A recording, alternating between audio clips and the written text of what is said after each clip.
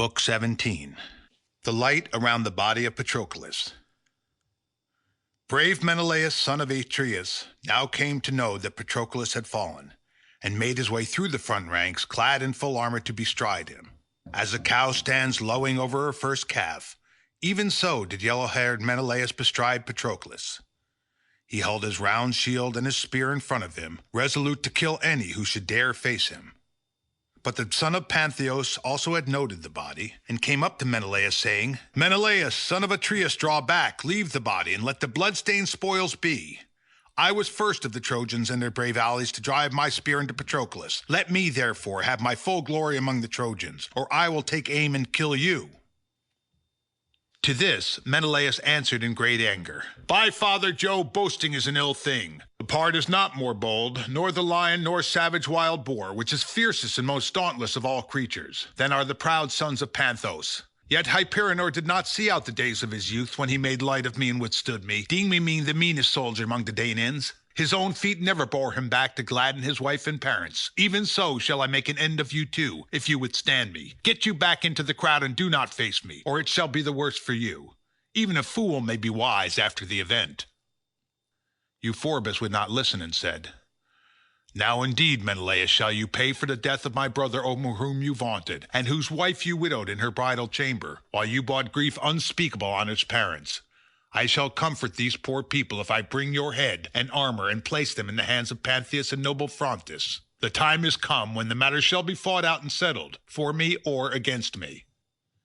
As he spoke, he struck Menelaus full on the shield, but the spear did not go through, for the shield turned its point. Menelaus then took aim, praying to the father Jove as he did so. Euphorbus was drawing back, and Menelaus struck him about the roots of his throat, leaving his whole weight on the spear so as to drive it home. The point went clean through his neck, and his armor rang rattling round him as he fell heavily to the ground. His hair, which was like that of the Graces, and his locks so deftly bound in bands of silver and gold, were all bedrabbled with blood. As one who has grown a fine young alva tree in a clear space where there is abundance of water, the plant is full of promise, and though the winds beat upon it from every quarter, it puts forth its white blossoms, till the blast of some fierce hurricane sweep down upon it and level it with the ground. Even so did Menelaus strip the fair youth Euphorbus of his armor after he had slain him. Or, as some fierce lion upon the mountains in the pride of his strength fastens on the finest heifer in a herd as it's feeding, first he breaks her neck with his strong jaws, and then gorges on her blood and entrails. Dogs and shepherds raise a hue and cry against him, but they stand aloof and will not come close to him, for they are pale with fear. Even so, no one had the courage to face valiant Menelaus. The son of Atreus would have then carried off the armor of the son of Panthos with ease, had not Phoebus Apollo been angry, and in the guise of Mentes, chief of the Cicons, incited Hector to attack him. "Hector," said he, "you are now going after the horses of the noble son of Atreus, but you will not take them. They cannot be kept in hand and driven by mortal man, save only by Achilles, who is son to an immortal mother." Meanwhile, Menelaus, son of Atreus, had bestridden the body of Patroclus and killed the noblest of the Trojans, Euphorbus, son of Pantheus, so that he can fight no more. The god then went back into the toil and turmoil, but the soul of Hector was darkened with a cloud of grief. He looked along the ranks and saw Euphorbus lying on the ground with the blood still flowing from his wound, and Menelaus stripping him of his armor. On this he made his way to the front like a flame of fire, clad in his gleaming armor, and crying with a loud voice. When the son of Atreus heard him, he said to himself in his dismay, "Alas, what shall I do? I may not let the Trojans take the armor of Patroclus, who had fallen fighting in my behalf, lest some Danaan who sees me should cry shame upon me. Still, if for my honor's sake I fight Hector and the Trojans single-handed, they will prove too many for me, for Hector is bringing them up in force. Why, however, should I thus hesitate? When a man fights in despite of heaven with one whom a god befriends, he will soon rue it. Let no Danaan think ill of me if I give place to Hector, for the hand of heaven is with him. Yet, if I could find Ajax, the two of us would fight Hector in heaven too, if we might only save the body of Patroclus for Achilles, son of Peleus. This, of many evils, would be the least." While he was thus in two minds, the Trojans came up to him with Hector at their head. He therefore drew back and left the body, turning about like some bearded lion who is being chased by dogs and men from the stockyard with spears and hue and cry, whereupon he is daunted and slinks sulkily off. Even so did Menelaus, son of Atreus, turn and leave the body of Patroclus. When among the body of his men, He looked around for mighty Ajax, son of Telamon, and presently saw him on the extreme left of the fight, cheering on his men and exhorting them to keep on fighting, for Phoebus Apollo had spread a great panic among them. He ran up to him and said, "Ajax, my good friend, come with me at once to dead Patroclus, if so be that we may take the body to Achilles. As for his armor, Hector already has it." These words stirred the heart of Ajax, and he made his way among the front ranks, Menelaus going with him. Hector had stripped Patroclus of his armor and was dragging him away to cut off his head and take the body to fling before the dogs of Troy. But Ajax came up with his shield like a wall before him, on which Hector withdrew under shelter of his men, and sprang onto his chariot, giving the armor over to the Trojans to take to the city, as a great trophy for himself. Ajax therefore covered the body of Patroclus with his broad shield, and bestrode him as a lion stands over his whelps if hunters have come upon him in a forest when he is with his little ones. In the pride and fierceness of his strength he draws his knit brows down till they cover his eyes. Even so did Ajax bestride the body of Patroclus, and by his side stood Menelaus son of Atreus, nursing great sorrow in his heart. Then Glaucus, son of Hippolochus, looked fiercely at Hector and rebuked him sternly. "Hector," said he, "you make a brave show, but in fight you are sadly wanting. A runaway like yourself has no claim to so great a reputation. Think how you may now save your town and citadel by the hands of your own people born in Ilias, for you will get no Lycians to fight for you, seeing what thanks they have had for their incessant hardships. Are you likely, sir, to do anything to help a man of less note after leaving Sarpedon, who was at once your guest and comrade in arms, to be the spoil and prey of the Danaans? So long as he lived, he did good service both to your city and yourself, yet you had no stomach to save his body from the dogs. If the Lycians will listen to me, they will go home and leave Troy to its fate. If the Trojans had any of that daring, fearless spirit which lays hold of men who are fighting for their country and harassing those who would attack it, we should soon bear off Patroclus into Ilias. Could we get this dead man away and bring him to the city of Priam, the Argives would readily give up the armor of Sarpedon, and we should get his body to boot. For he whose squire has now been killed is the foremost man at the ships of the Achaeans, he and his close fighting followers. Nevertheless, you dare not make a stand against Ajax, nor face him eye to eye with battle all round you, for he is a braver man than you are." Hector scowled at him and answered, "Glaucus, you should know better. I have held you so far as a man of more understanding than any in all Lycia, but now I despise you for saying that I am afraid of Ajax. I fear neither battle nor din of chariots, but Jove's will is stronger than ours. Jove at one time makes even a strong man draw back and snatch his victory from his grasp, while at another he will set him on to fight. Come hither then, my friend. Stand by me and see indeed whether I shall play the coward the whole day through as you say, or whether I shall not stay some even of the boldest Danaans from fighting round the body of Patroclus." As he spoke, he called loudly on the Trojans, saying, "Trojans, Lycians, and Dardanians! Fighters in close combat, be men, my friends, and fight might and main, while I put on the goodly armor of Achilles, which I took when I killed Patroclus." With this Hector left the fight, and ran full speed after his men who were taking the armor of Achilles to Troy, but had not yet got far. Standing for a while apart from the woeful fight, he changed his armor. His own he sent to the strong city of Ilias and to the Trojans, while he put on the immortal armor of the son of Peleus, which the gods had given to Peleus, who in his age gave it to his son, but the son did not grow old in his father's armor. When Jove, lord of the storm clouds, saw Hector standing aloof and arming himself in the armor of the son of Peleus, he wagged his head and muttered to himself, "Ah, poor wretch, you arm in the armor of a hero, before whom many another trembles, and you reck nothing of the doom that is already close upon you. You have killed his comrade, so brave and strong, but it was not well that you should strip the armor from his head and shoulders. I do indeed endow you with a great might now, but as against this you shall not return from battle to lay the armor of the son of Peleus before Andromache." The son of Saturn bowed his pretentious brows, and Hector fitted the armor to his body, while terrible Mars entered into him and filled his whole body with might and valor. With a shout he strode in among the allies, and his armor flashed about him, so he seemed to all of them like the great son of Peleus himself. He went about among them and cheered them on. Mesles, Glaucus, Medon, Thersilochus, Areopagus, Dicenor, and Hippothous, Phorcys, Chromius, and Ennomus the augur. All these did he exhort, saying, "Hear me, allies from other cities who are here in your thousands. It was not in order to have a crowd about me that I called you hither each from his several city, but that with heart and soul you might defend the wives and little ones of the Trojans from the fierce Achaeans. For this do I oppress my people with your food and the presents that make you rich. Therefore turn, and charge at the foe, to stand or fall as is the game of war, whoever shall bring Patroclus, dead though he be, into the hands of the Trojans, and shall make Ajax give way before him. I will give him one half the spoils, while I keep the other. He will thus share like honor with myself. When he had thus spoken, they charged full weight upon the Danaans with their spears held out before them, and the hopes of each ran high that he should force Ajax, son of Telamon, to yield up the body. Fools that they were, for he was about to take the lives of many. Then Ajax said to Menelaus, My good friend Menelaus, you and I shall hardly come out of this fight alive. I am less concerned for the body of Patroclus, who will shortly become meat for the dogs and vultures of Troy, than for the safety of my own head and yours. Hector has wrapped us round in a storm of battle from every quarter, and our destruction seems now certain. Call then upon the princes of the Danaans, if there is any who can hear us.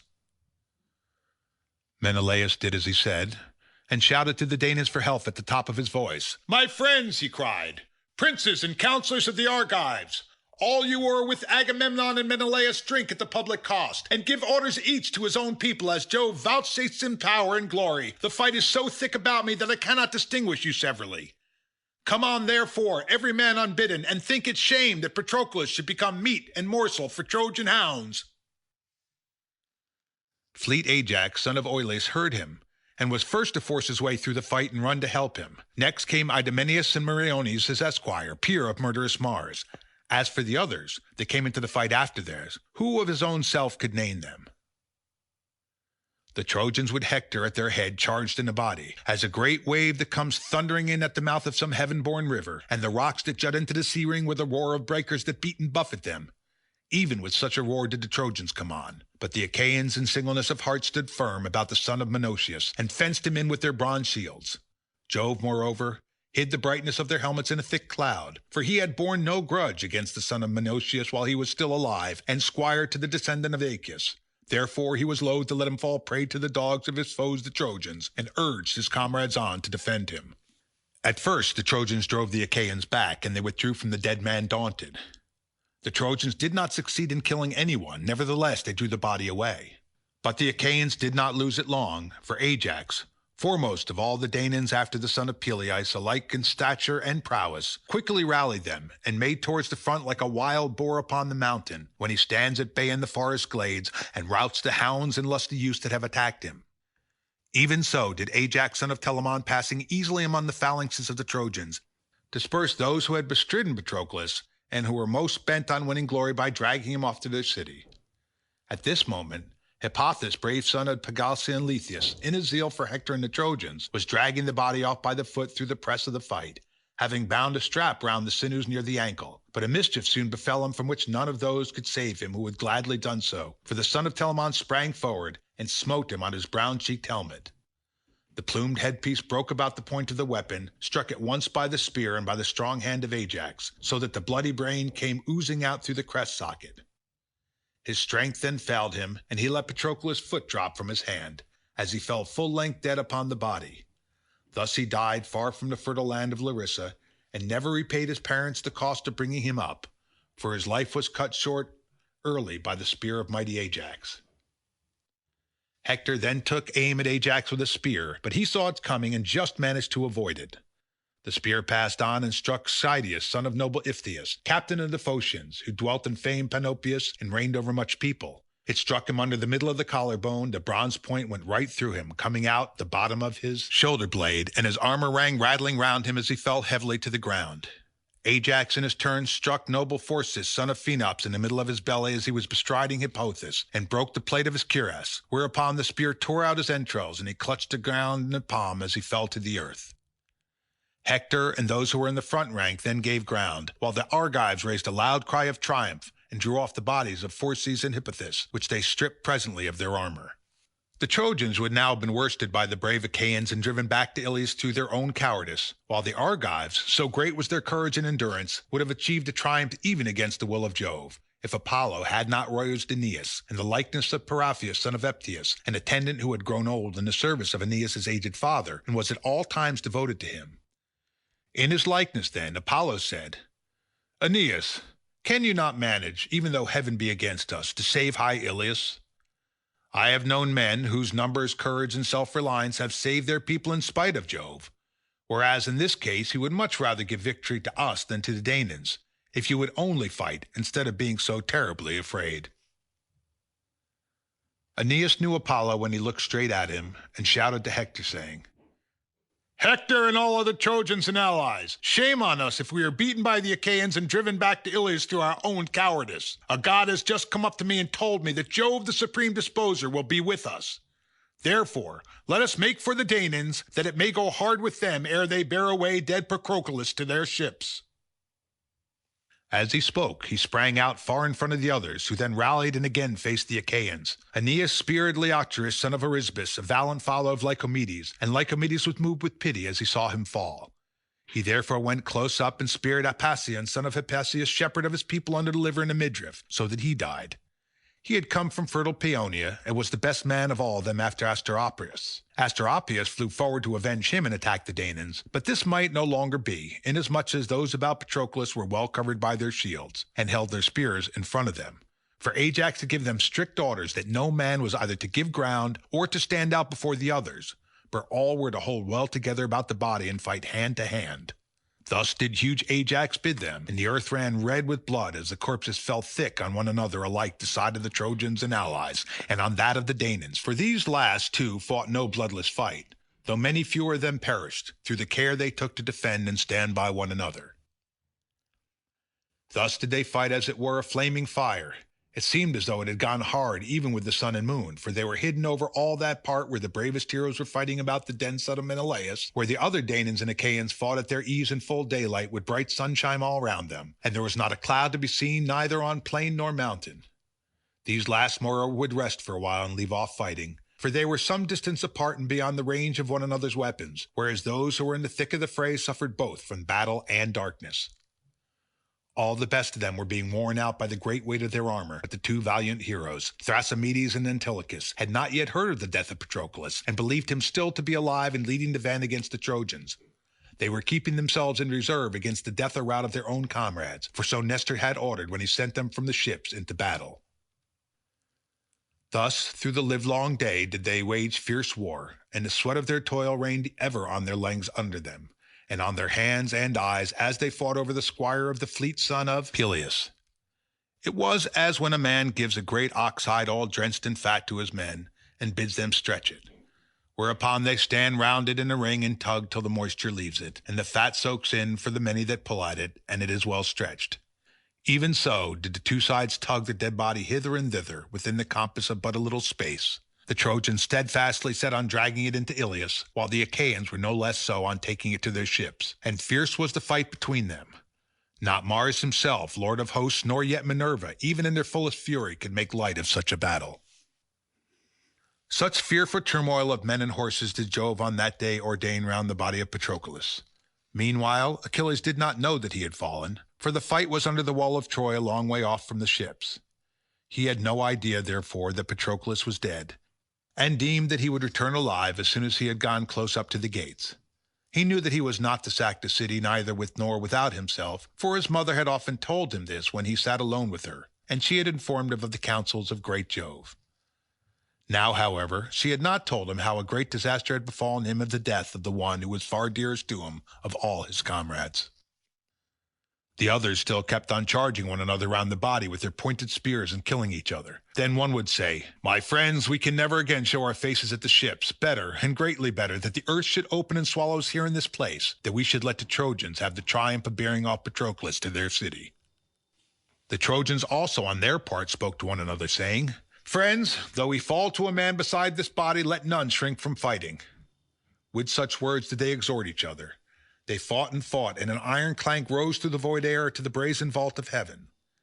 The horses of the descendant of Odysseus stood out in fight and wept when they heard that their driver had been laid low by the hand of murderous Hector. Automedon, valiant son of Diores, lashed them again and again. Many a time did he speak kindly to them, and many a time did he upbraid them.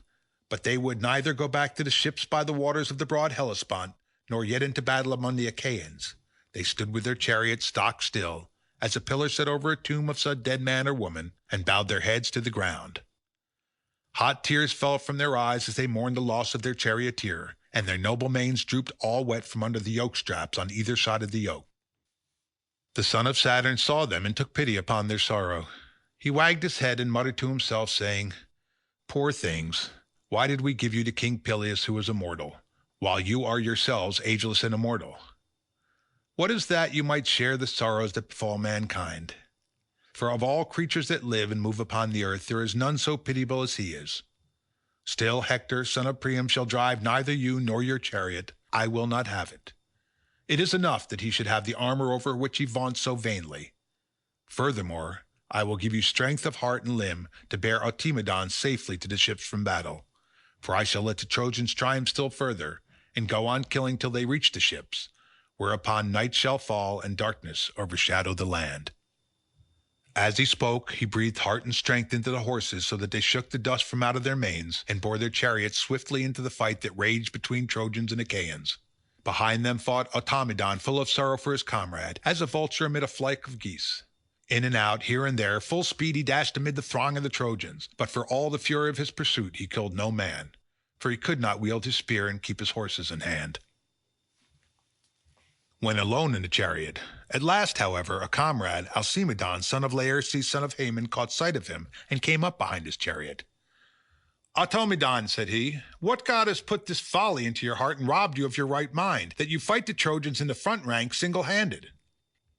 He who was your comrade is slain, and Hector plumes himself on being armed in the armor of the descendant of Ajax." Automedon, son of Diores, answered, "Alcimedon, there is no one else who can control and guide the immortal steed so well as you can, save only Patroclus, while he was alive, peer of gods in council. Take the whip and reins, while I go from the car and fight." Alcimedon sprung onto the chariot and caught up in the whips and reins, while Automedon leaped from off the car.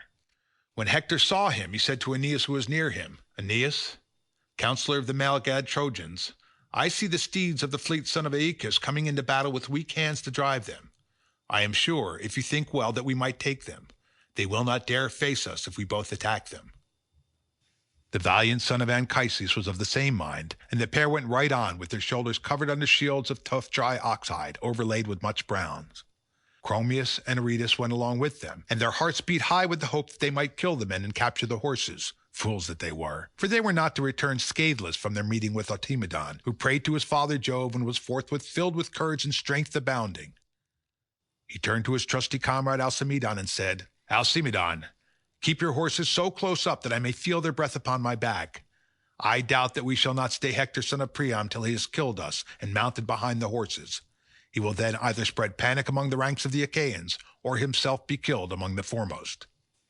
On this he cried out to the two Ajaxes and Menelaus, "Ajaxes, captain of the Argives, and Menelaus, give the dead body over to them that were best able to defend it, and come to the rescue of us living. For Hector and Aeneas are the two best men among the Trojans, are pressing us hard in the full tide of war. Nevertheless, the issue lies in the lap of heaven. I will therefore hurl my spear and leave no rest to Jove." He poised and hurled as he spoke, whereon the spear struck the round shield of Aretus, and went right through it, for the shield stayed it not, so it was driven through his belt into the lower part of his belly. As when some sturdy youth, axe in hand, deals his blow behind the horns of an ox, and severs the tendons at the back of its neck so that it springs forward and then drops, even so did Aretus give one bound, and then fall on his back, the spear quivering in his body, till it made an end of him. Hector then aimed a spear at Automedon, but he saw it coming, and stooped forward to avoid it, so that it flew past him, and the point struck in the ground, while the butt end went on quivering till Mars robbed it of its force. They would then have fought hand to hand with swords had not the two Ajaxes forced their way through the crowd when they heard their comrades calling, and parted them for all their fury. For Hector, Aeneas, and Chromius were afraid and drew back, leaving Aretus to lie there struck to the heart. Automedon, peer of fleet Mars, then stripped him of his armor and vaunted over him, saying, "I have done little to assuage my sorrow for the son of Menelaus, for the man I have killed is not so good as he was." As he spoke, he took the blood-stained spoils and laid them upon his chariot. Then he mounted the car with his hands and feet all steeped in gore, as a lion that has been gorging upon a bull. And now the fierce groanful fight again raged about Patroclus, for Minerva came down from heaven and roused his fury by the command of far-seeing Jove, who had changed his mind, and sent her to encourage the Danaans. As when Jove bends his bright bow in the heaven to token to mankind either of war or of the chill storms that stay men from their labor and plague the flocks, even so, wrapped in such radiant raiment, did Minerva go in among the host and speak man by man to each. First she took the form and voice of Phoenix and spoke to Menelaus son of Atreus, who was standing near her. Menelaus, said she, it will be a shame and dishonor to you if the dogs tear the noble comrade of Achilles under the walls of Troy. Therefore be staunch, and urge your men to be so also. Menelaus answered, Phoenix, my good old friend, may Minerva vouchsafe me strength and keep the darts from off me, for so I shall stand by Patroclus and defend him. His death has gone to my heart, but Hector is as a raging fire and deals his blow without ceasing, for Jove is now granting him a time of triumph. Minerva was pleased at his having named herself before any other of the gods. Therefore she put strength into his knees and shoulders, and made him as bold as a fly, which, though driven off the will, yet come again and bite if it can, so dearly does it love man's blood. Even so bold as this did she make him as he stood over Patroclus and threw his spear. Now there was among the Trojans a man named Podes, son of Eetion, who was both rich and valiant. Hector held him in the highest honor, for he was a comrade and boon companion. The spear of Menelaus struck this man in the girdle just as he had turned in flight, and went right through him, whereon he fell heavily forward, and Menelaus son of Atreus drew off his body from the Trojans into the ranks of his own people. Apollo then went up to Hector and spurred him on to fight, in the likeness of Phaenops son of Asius, who had lived in Abydos and was the most favored of all Hector's guests. In his likeness Apollo said, Hector, who of the Achaeans will fear you henceforward now that you have quailed before Menelaus, who has ever been rated poorly as a soldier? Yet he now has a corpse away from the Trojans single-handed, and slain your own true comrade, a man brave among the foremost, Podes, son of Eetion.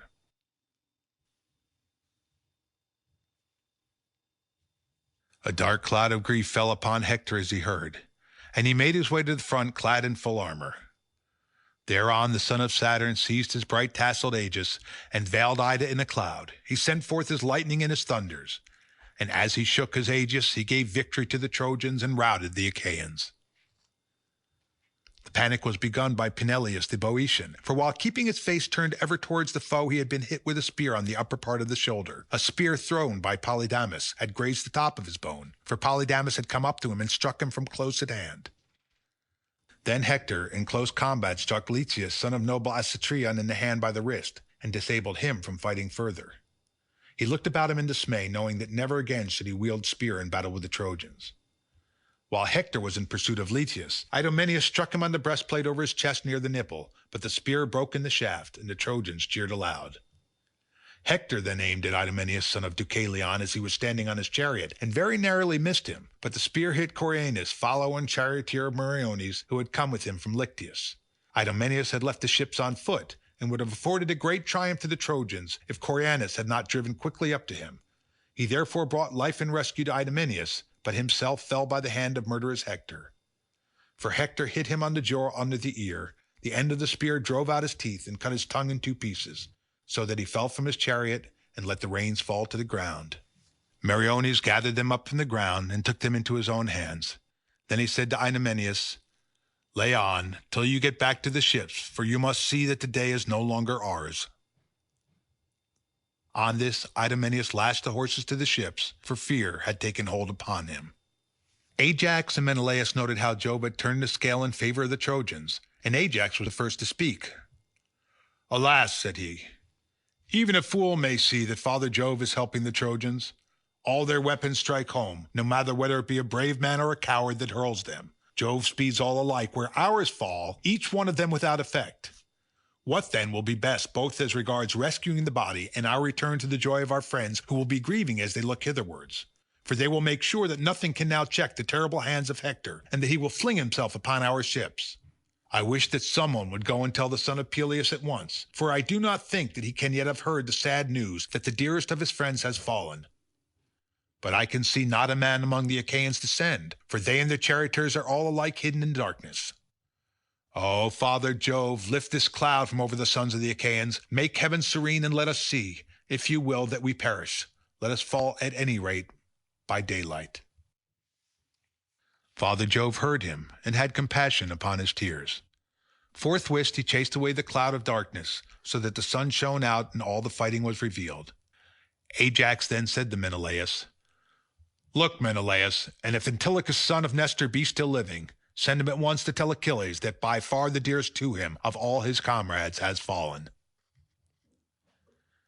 Menelaus heeded his words and went his way as a lion from a stockyard. The lion is tired of attacking the men and hounds who keep watch the whole night through and will not let him feast on the fat of their herd. In his lust of meat he makes straight at them but in vain, for darts from strong hands assail them, and burning brands which daunt him for all his hunger. So in the morning he slinks sulkily away. Even so did Menelaus sorely against his will leave Patroclus, in great fear lest the Achaeans should be driven back in rout and let him fall into the hands of the foe. He charged Meriones and the two Ajaxes straightly, saying, "Ajaxes and Meriones, leaders of the Argives, now indeed remember how good Patroclus was. He was ever courteous while alive. Bear it in mind now that he is dead." With this Menelaus left them, looking round as keenly as an eagle, whose sight they say is keener than of any other bird, however high he may be in the heavens. Not a hare that runs can escape him by crouching under the bush or thicket, for he will swoop down upon it and make an end of it. Even so, O Menelaus, did your keen eyes range round the mighty host of your followers to see if you could find the son of Nestor still alive. Presently Menelaus saw him in the extreme left of the battle, cheering on his men and exhorting them to fight boldly. Menelaus went up to him and said, "Antilochus, come here and listen to sad news, which I would indeed were untrue. You must see with your own eyes that heaven is heaping calamity upon the Danaans and giving victory to the Trojans. Patroclus has fallen, who was the bravest of the Achaeans, and sorely will the Danaans miss him. Run instantly to the ships and tell Achilles that he may come to rescue the body and bear it to the ships. As for the armor, Hector already has it." Antilochus was struck with horror. For a long time he was speechless. His eyes filled with tears, and he could find no utterance. But he did as Menelaus had said, and set off running as soon as he had given his armor to a comrade, Laodocus, who was wheeling his horse round close behind him. Thus then did he run weeping from the field to carry the bad news to Achilles son of Peleus. Nor were you, O Menelaus, minded to succor his harried comrades when Antilochus had left the Pylians, and greatly did they miss him. But he sent them noble Thrasymedes, and himself went back to Patroclus. He came running up to the two Ajaxes and said, "I have sent Antilochus to the ship to tell Achilles, but rage against Hector as he may, he cannot come, for he cannot fight without armor. What then will be our best plan, both as regards rescuing the dead and our own escape from death amid the battle cry of the Trojans?" Ajax answered, "Menelaus, you have said well. Do you then, and Meriones stoop down, raise the body and bear it out of the fray, while we two behind you keep off Hector and the Trojans, one in heart as in name, and long used to fighting side by side with one another." On this Menelaus and Meriones took the dead man in their arms and lifted him high aloft with a great effort. The Trojan host raised a hue and cry behind them when they saw the Achaeans bearing the body away, and flew after them like hounds attacking a wounded bear at the loo of a band of young huntsmen. For while the hounds fly at him as though they would tear him to pieces, but now and again he turns on them in a fury, scarring and scattering them in all directions. Even so did the Trojans for a while charge in a body, striking with sword and spears pointed at both ends. But when the two Ajaxes faced them and stood at bay, they would turn pale, and no man dared press on to fight further about the dead. In this wise did the two heroes strain every nerve to bear the body to the ships out of the fight. The battle raged round them like fierce flames that when once kindled spread like wildfire over a city, and the houses fall in the glare of its burning. Even such was the roar and tramp of men and horses that pursued them as they bore Patroclus from the field. Or as mules that put forth all their strength to draw some beam of a great piece of ship's timber down a rough mountain track, and they pant and sweat as they go, even so did Menelaus and pant and sweat as they bore the body of Patroclus. Behind them the two Ajaxes held stoutly out, as some wooded mountain spur that stretches across a plain will turn water and check the flow even of a great river. Nor is there any stream strong enough to break through it. Even so did the two Ajaxes face the Trojans, and stern the tide of their fighting, though they kept pouring on towards them, and foremost among them all was Aeneas son of Anchises with valiant Hector. As a flock of daws or starlings fall to screaming and chattering when they see a falcon, foe to all small birds, come soaring near them, even so did the Achaean youth raise a babel of cries as they fled before Aeneas and Hector, unmindful of their former prowess. In the rout of the Danaans much goodly armor fell round about the trench, and of fighting there was no end. End of Book 17. Recording by M.L. Cohen, www.mojomove411.com, Cleveland, Ohio, November 2007.